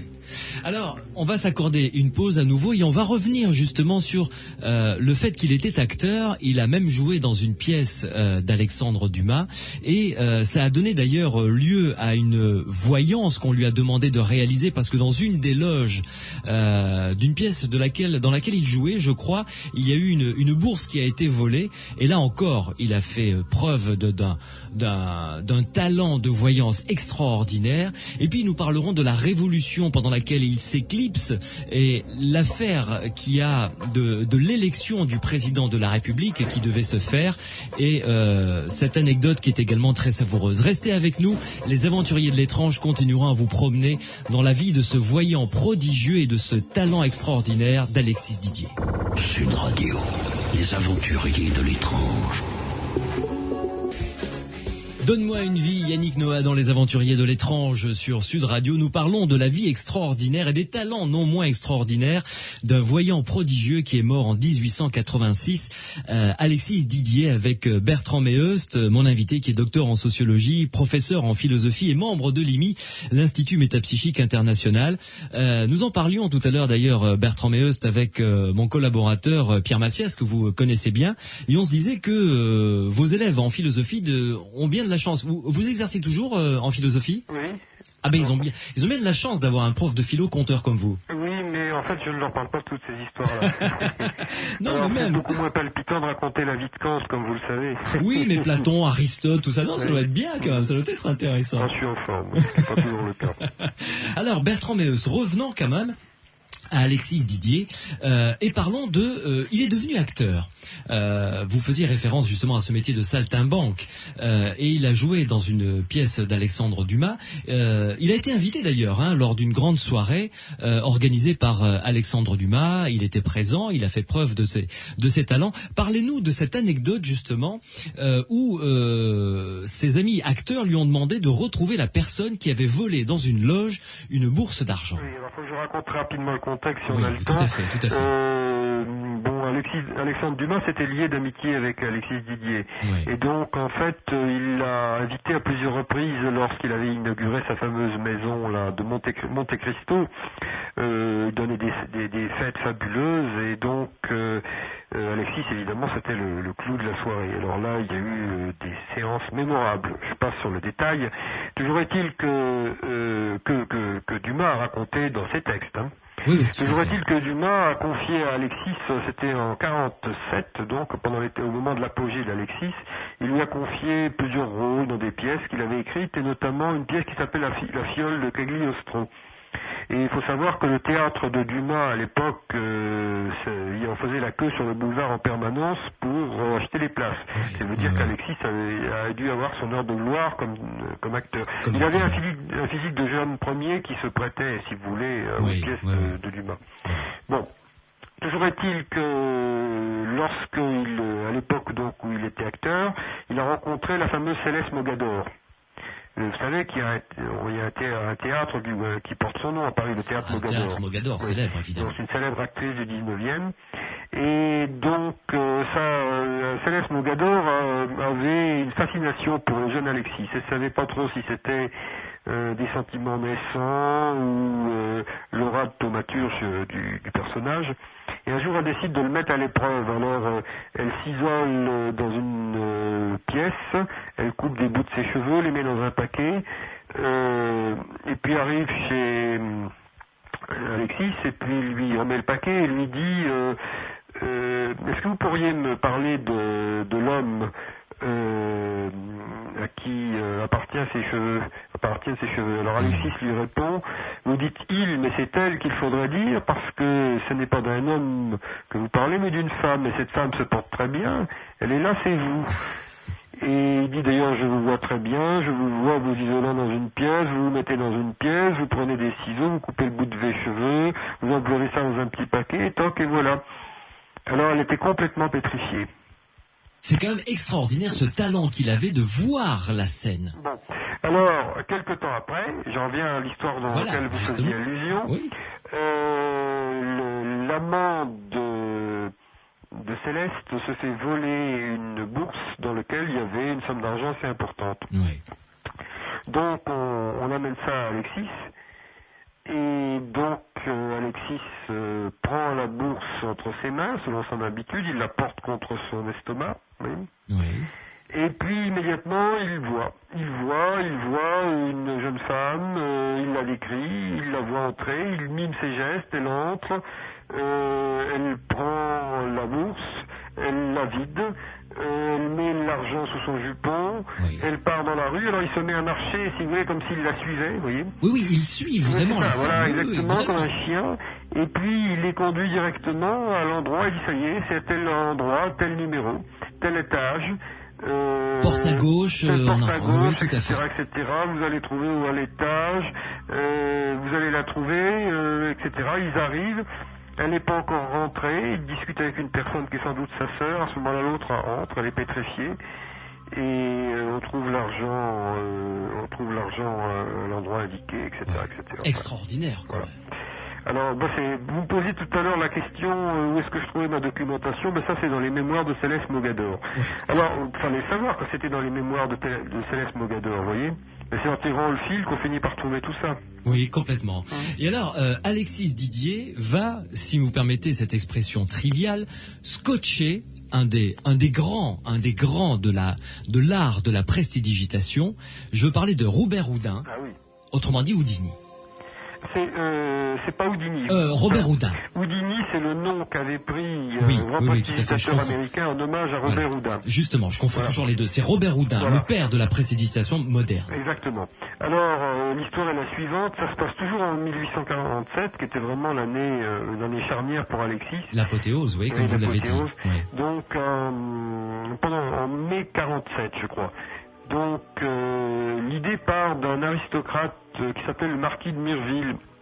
Mireville était un réactionnaire qui, en fait, s'intéressait au magnétisme parce qu'il croyait pouvoir démontrer que, à travers les phénomènes magnétiques, l'influence de Satan sur les hommes et sur la société. D'accord. Mais bon, passons ses motivations. Et donc, il a eu l'idée d'organiser une rencontre entre Alexis Didier et le plus célèbre des prestidigitateurs, donc Robert Houdin. Donc il est allé voir Robert Houdin, il lui a dit, est-ce que vous accepteriez de tester un somnambule? Alors Robert Houdin lui a dit pas de problème, je vous donne ma parole. Et Mirville lui dit, si vous constatez des faits qui vous dérangent, me promettez-vous d'en témoigner? Il dit, je vous donne ma parole. Parce qu'il faut savoir que Robert Houdin lui avait dit qu'il était très sceptique à l'égard de ces faits. Oui. Bien. Donc ils vont le chercher avec madame et on l'emmène dans un endroit inconnu, il ne sait pas qui il va rencontrer. Et on l'emmène chez Alexis. Donc la séance a lieu, Houdin commence une partie de cartes avec Alexis. Il commence par lui bander les yeux. Hein. Oui. Ensuite... Et quand Robert Houdin bande les yeux de quelqu'un, enfin c'était... voilà, il commence par lui bander les yeux. Ensuite, il lui fait le test du livre avec la page prise au hasard. Puis, il lui demande de faire une voyance à partir d'un objet qui appartenait, je crois, à un de ses fils. Puis, il fait une partie de cartes avec Alexis. Oui. Et il ressort, il dit lui-même dans la lettre qu'il a écrite à Mirville que lorsqu'il a vu que Alexis ne trichait pas, qu'il ne pouvait pas tricher, il a senti une sueur glacée le recouvrir. Oui, il était complètement effrayé. Et parce qu'il était l'homme au monde le mieux placé pour en juger. Ah, complètement. Oui. S'il y en avait un qui était capable de déceler une quelconque tricherie, c'était bien Robert Houdin. Alors, il est revenu 15 jours plus tard avec un collègue pour mieux observer. Oui. Un collègue, c'est-à-dire un autre prestidigitateur, évidemment. On se doute, évidemment. Et les phénomènes ont repris avec plus de netteté encore, peut-être. Et donc, les deux fois, il a donné une attestation écrite à Mirville, reconnaissant que les phénomènes auxquels il avait assisté ne relevaient pas de son art, et qu'il attestait que ça ne pouvait pas être de la prestidigitation. Ouais. Franchement, on ne peut pas rêver mieux comme certificat. Alors, moi j'ai fait une étude complète sur ce cas. Le problème est le suivant, c'est que j'ai cherché en vain un endroit où Robert Houdin en parlerait dans ses mémoires. Oui. Et comme d'autre part, la personnalité de Mirville était parfois un peu, disons, le personnage avait tendance à exagérer les phénomènes, c'était un réactionnaire, un nostalgique de l'Inquisition, c'est pas le témoin idéal. Non. Et donc on pouvait suspecter jusqu'à un certain point, sinon qu'il avait inventé l'histoire, du moins qu'il avait déformé le récit de Robert Houdin. Et de là à écrire des lettres ou à déformer des lettres qui lui avaient été écrites par Robert Houdin, ça me paraissait difficile. Mais il y avait une incertitude. Et j'ai fini, grâce à Dieu, par trouver le document qui fait tout basculer. C'est un document qu'on doit à un certain Morin, qui était un franc-maçon, qui était connu pour ses opinions anti-religieuses. C'était un homme de haut niveau, un observateur très scrupuleux, qui était un adversaire idéologique du marquis de Mirville. Oui. Et Morin est allé voir Houdin pour s'en assurer. Et Robert Houdin lui a bien confirmé la réalité de l'histoire. Et donc, à partir de là, je conclus que le témoignage est réel et qu'il n'a pas été déformé.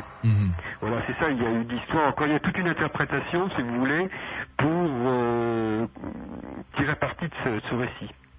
Alors, si vous le voulez bien, Alexis Didier s'est éclipsé pour des raisons politiques, puisque il y a eu quand même de gros mouvements en France à cette époque-là. Je veux vous amener à nous parler de l'affaire du général Cavaignac, qui est venu le rencontrer, dont on a beaucoup parlé dans la presse d'ailleurs. Alors oui, on va voir que je vous précise un peu quand vous dites que... Le contexte historique. Alexis Didier avait pour alliés des gens comme Dumas, des écrivains, des gens qui étaient plutôt dans la gauche mystique, vous voyez. Oui. Et une partie de ses alliés, c'est des gens qui, disons, le magnifiait, racontait ses exploits, etc. Et à partir du moment où Napoléon Bonaparte est arrivé au pouvoir, évidemment, la liberté de la presse a été jugulée. Une partie des amis d'Alexis ont été obligés de s'exiler. Et là, on voit que ça devient très discret après. Oui. Alors, alors, pendant la révolution de 48, il y a eu donc ce fameux, à la fin de la révolution de 48, il y a eu le fameux épisode, donc je rappelle l'histoire, le général Cavaignac est celui qui a fait la répression de l'émeute de 48. Donc c'est un homme qui a beaucoup de sang sur les mains. Ouais. Il a rétabli l'ordre, mais on a parlé à Paris de 20 000 morts. Hein. Effectivement. Ouais. C'était pas mai 68. Hein. Ouais. Et donc ensuite de quoi, aux élections qui s'en suivent, il est candidat pour la présidence pour les premières élections libres. Au suffrage universel. Contre le prince Louis-Napoléon. Voilà. Bien. Comme je rappelle que Louis-Napoléon a d'abord été élu normalement avant de faire un coup d'État. Voilà, et de devenir l'empereur que l'on connaît. Voilà. Et donc, l'histoire est la suivante. Alors, d'après plusieurs sources, un jour, un monsieur se présente chez Alexis et lui dit viens le consulter pour des choses diverses. Bon. Puis à la fin, il nous dit à propos, pendant qu'on y est... De manière tout à fait dégagée, comme ça. Oui. Il ne s'identifie pas. Entre le prince Louis-Napoléon et le général Cavaignac, qui va gagner? Et alors Alexis, qui jusque-là était resté parfaitement courtois, lui répond vous allez perdre. Alors le monsieur lui dit mais je ne parle pas de moi, je parle du général Cavaignac. Alors Alexis lui dit je répète, vous ne l'emporterez pas. Que ce soit clair. Bon alors, l'histoire a été évidemment, elle est un peu trop belle pour être vraie, ou du moins bon, si vous voulez, elle est intéressante comme anecdote, mais pour un parapsychologue, elle n'est pas très intéressante, parce que d'abord il avait une chance sur 2. Oui, tout à fait. Ensuite, parce que on peut supposer que... Alors parce que l'histoire ensuite a été reprise par Marcillet. Hein. Marcillet, elle l'a raconté, donc ensuite Alexis est rentré en fureur et a viré le général en lui disant qu'il supportait pas la présence d'un homme qui avait tant de sang sur les mains. Il est possible qu'il ait fait ça d'ailleurs. Hein. Mais en tout cas, comment dire, c'était une façon aussi de faire allégeance au futur président de la République. C'est ça, au nouveau président. Et de se mettre dans les bons papiers, dans le bon sens. Donc c'est intéressant d'un point de vue contexte, mais d'un point de vue de parapsychologique, on ne peut pas en tirer grand-chose. En tout cas, l'anecdote est amusante. Avez-vous eu entre les mains des rapports selon lesquels il aurait fait des voyances pour le futur, cette fois-ci? Alors, il y en a très peu. Et il a, dans ses mémoires, raconté à plusieurs reprises qu'il avait des flashs de ce genre. Mais le fait très étrange est que il y en a très peu pour la raison principale qu'on lui en a jamais demandé. J'ai lu des centaines de rapports sur Alexis. Hein. Je n'ai encore pratiquement jamais trouvé un test portant délibérément sur le futur. Oui. C'est très étrange. C'est très étrange parce que un jeune homme doué de telles capacités, on a forcément envie de lui poser des questions sur le futur. Alors, il y a plusieurs explications à ça. La première est très simple. Je vous le disais tout à l'heure au début de l'émission. En fait, techniquement, ça s'accorde pas avec les expériences de salon. Oui. Parce que dans les expériences de salon, c'est des expériences dont la conclusion doit être tirée à la fin. De la séance donc. Tandis que les expériences de futur forcément demandent un suivi sur des durées, etc. Et c'était donc peu compatible avec le type d'expérience auquel on se livrait. Et il y a une autre raison qui me paraît plus profonde, c'est que au moins jusqu'à la révolution de 48, la plupart des consultants d'Alexis sont des aristocrates. Et alors, ce qui est frappant, c'est que justement, jamais il ne le questionne sur le futur. Et toujours, les tests qu'il lui amène sont des tests qui portent sur le passé. Des objets de famille, des reliquaires contenant des cheveux, des reliques familiales, etc., etc. Chaque famille aristocratique avait des reliquaires avec des ancêtres, et toujours, ça porte sur le passé. Ou alors, quand ça porte pas sur le passé, c'est des tests techniques portant sur des objets, mais jamais on va lui poser la question, mais ce système-là, comment il va finir? comme si en fait ils avaient peur de la réponse. Oui, tout à fait. Ils sortaient d'une période un petit peu particulière aussi. Comme s'ils voulaient pas savoir, vous voyez. Oui. Bertrand Meheust, parlez-nous de Alexis Didier qui se retire. Vous l'avez dit, sa carrière entre guillemets a duré une quinzaine d'années. Et que devient-il ensuite? Alors, à partir de 53 ou 4, il devient de plus en plus rare, et puis il disparaît. Alors, on a quelques informations sur ce qu'il est devenu, notamment, moi j'en ai par le descendant de son frère, que j'ai rencontré, Monsieur Hagenauer. En fait, ce qu'il semble, c'est que il était de santé très fragile. Et sa santé s'est détériorée, en partie due au fait qu'il avait surmené ses capacités. Il faut savoir qu'Alexis était capable d'être en transe parfois plusieurs heures par jour. Oui, ce qui doit être un exercice absolument épuisant. Exact.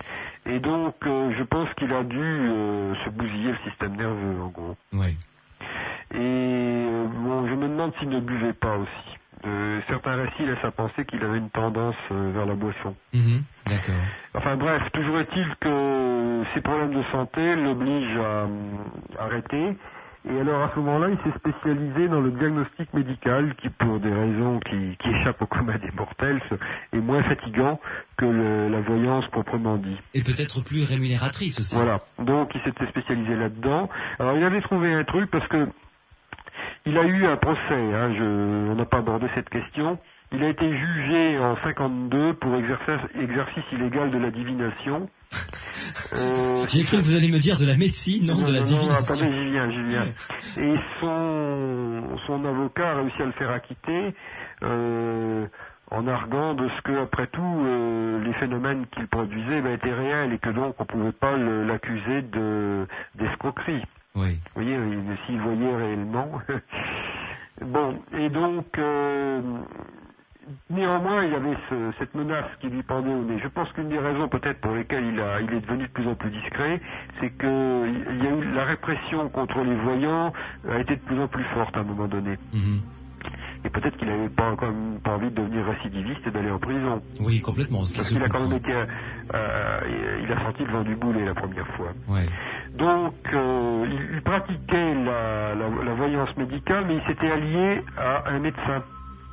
Donc le médecin, semble-t-il, ne faisait rien que signer les certificats et c'était lui qui faisait le diagnostic. D'accord. C'est le truc imparable. D'accord. Mais dites-moi, Alexis Didier, dans quelles conditions est-il mort en 1886? Alors, je pense qu'il est mort d'un cancer du foie. Oui, d'après ce que j'ai cru comprendre. Oui. Et j'en sais pas plus. Malheureusement, il n'y a pas eu de discours sur sa tombe. Vous savez, pour avoir des informations sur le personnage, ça a toujours été extrêmement difficile. Chaque détail comptait. J'ai passé des heures à fouiller pour avoir ne serait-ce que sa date de naissance. Une partie des archives ont été détruites en 70 au moment de la Commune. Oui.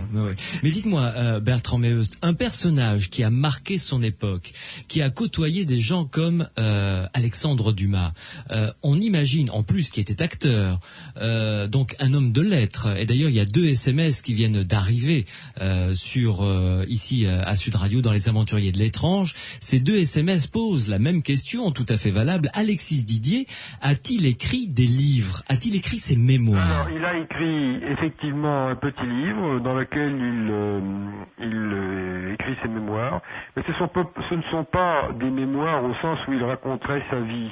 Il y fait quelques allusions, alors chaque détail compte, il fait quelques allusions à sa famille, à son passé, mais essentiellement il se consacre à la description du don magnétique et de ce qui se passe dans sa tête, des processus qui se déroulent dans sa tête quand ça fonctionne, vous voyez. Oui. Malheureusement, à l'époque, on estimait que la complaisance, on avait grand mépris pour la complaisance biographique. On n'était pas en 2006. Oui. Et donc, on a très peu d'informations sur lui.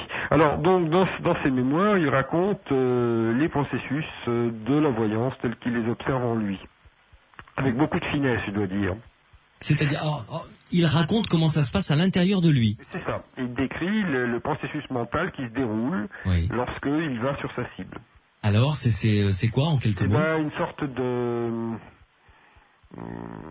sorte de... Il se sent comme si une force s'emparait de lui, et puis c'est comme si les choses devenaient transparentes. C'est très étrange à lire. Hein. Comme si les choses devenaient transparentes, comme si les barrières entre les êtres tombaient, comme s'il devenait les autres lorsqu'il questionne un homme, ou il devient l'homme. Oui. Lorsque par exemple,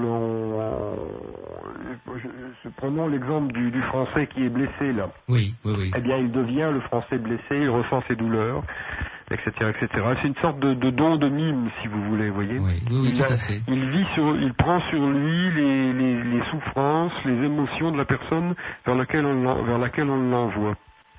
C'est-à-dire que oui, il vampirise complètement l'autre, quoi. Il s'en imprègne totalement. Voilà.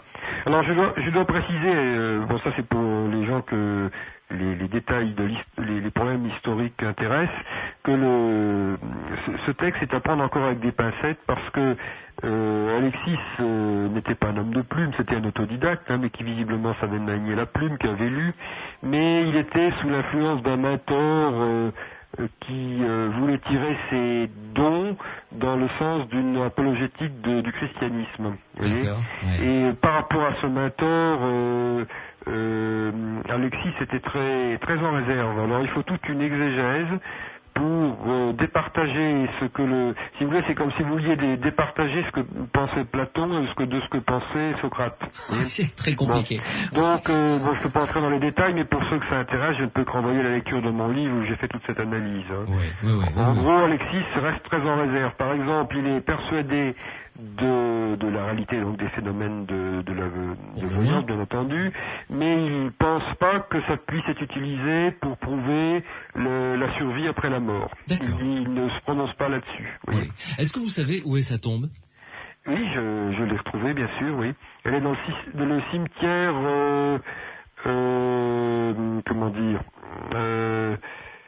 comment vous dire? À Paris? Oui, c'est pas le cimetière de Montparnasse, c'est le cimetière qui se trouve... Le Père-Lachaise? Non.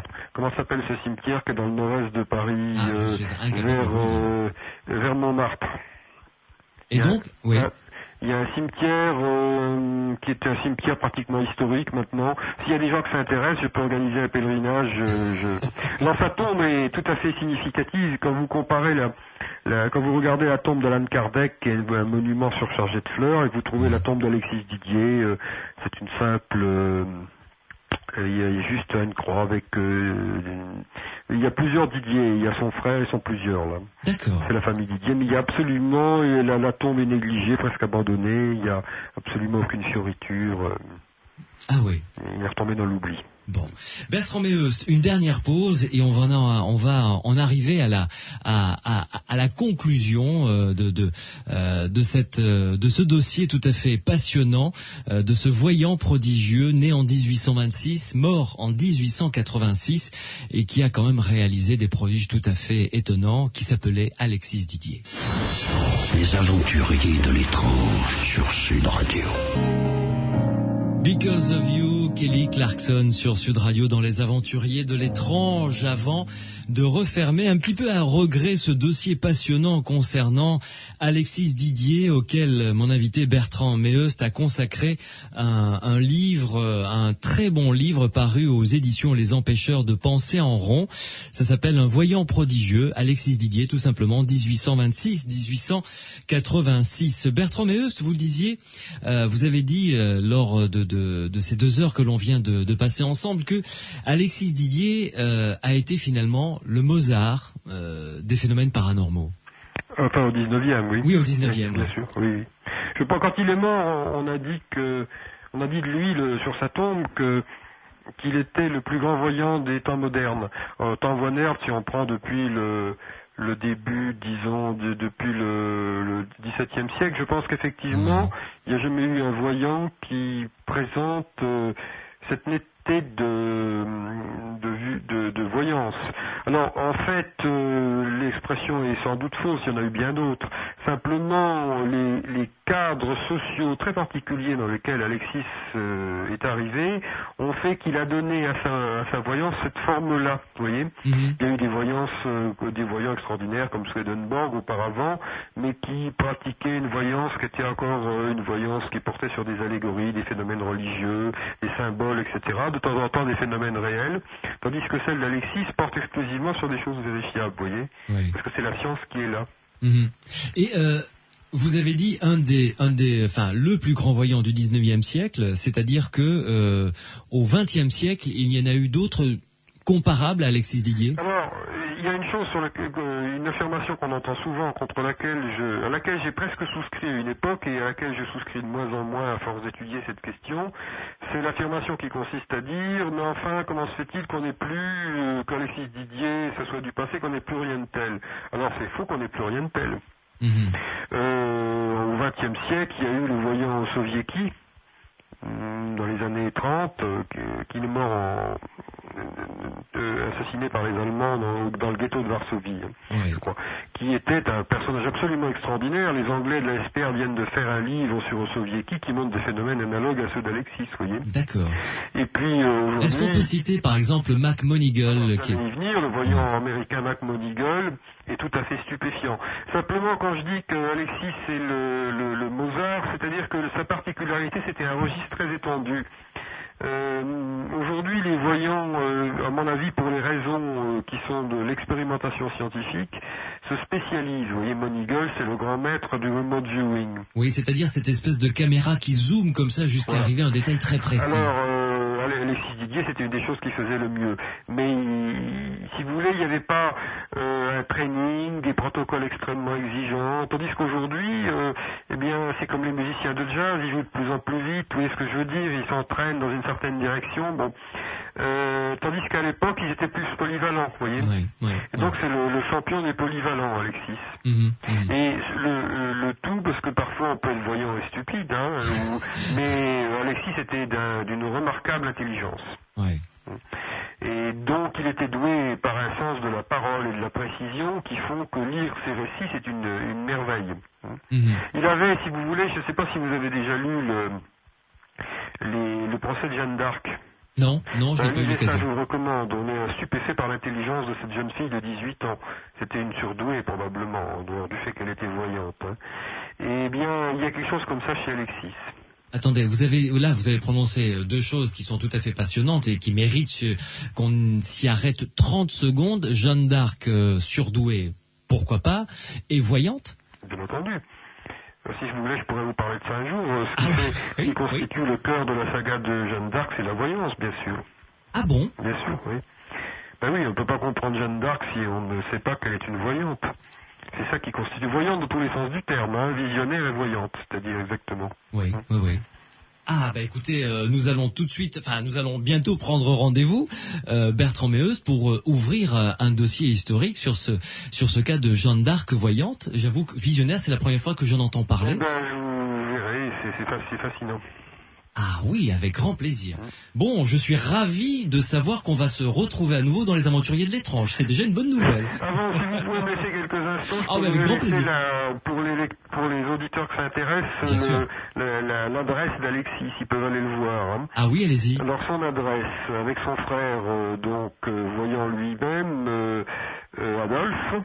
C'est cimetière de Montparnasse. Cimetière de Montmartre, pardon. Cimetière de Montmartre. Voilà, il est au pied de la butte Montmartre. Avenue de la Croix, division 29, ligne 9, numéro 19. Je répète, cimetière de Montmartre, avenue de la Croix, division 29, ligne 9, numéro 19. Voilà. Et il y a écrit Sépulture Didier sur la tombe. C'est tout, juste ça. Oui, très bien. Merci beaucoup, en tout cas, Bertrand Meheust, de nous avoir accompagnés durant ces 2 heures derrière les pas d'Alexis Didier, nous avons fait découvrir les prodiges de ce jeune homme, de ce jeune Mozart, de ce Mozart voyant, qui est mort beaucoup plus vieux que Mozart. Lui, il a eu cette chance au moins d'aller presque au double, jusqu'à 60 ans. Il allait jusqu'à 60 ans, ce qui est peu, mais c'est quand même mieux que le pauvre Mozart. Oui, qui s'est arrêté à 33. Lui. Merci beaucoup, Bertrand Meheust. Je vous remercie également. C'est moi qui vous remercie et nous allons vous recontacter très rapidement pour pouvoir parler, ouvrir ce dossier Jeanne d'Arc, visionnaire et voyante. Hein. Ok, un de ces jours. Ce sera avec grand plaisir. J'en profite de ces quelques minutes avant de se quitter pour rappeler les livres de Bertrand Méheust. Évidemment, celui qui nous a servi de base pour l'émission de ce soir. Il est aux éditions Les Empêcheurs de penser en rond, donc auteur Bertrand Méheust, mon invité bien entendu. Ce livre s'intitule Un voyant prodigieux, Alexis Didier, 1826-1886. Je vous recommande également 2 autres livres qu'a écrit Bertrand Méheust, 100 mots pour comprendre la voyance, toujours chez le même éditeur, Les Empêcheurs de penser en rond. Et puis un autre livre dont on a longuement parlé dans Les Aventuriers de l'étrange. Il s'agit d'Histoire paranormale du Titanic. Là, c'est un livre de poche dans la collection J'ai lu. Sud Radio. Samedi et dimanche, 22h minuit. Louis Benedit, Les Aventuriers de l'étrange. Isilorio Massarini, soutiene Regina Forza.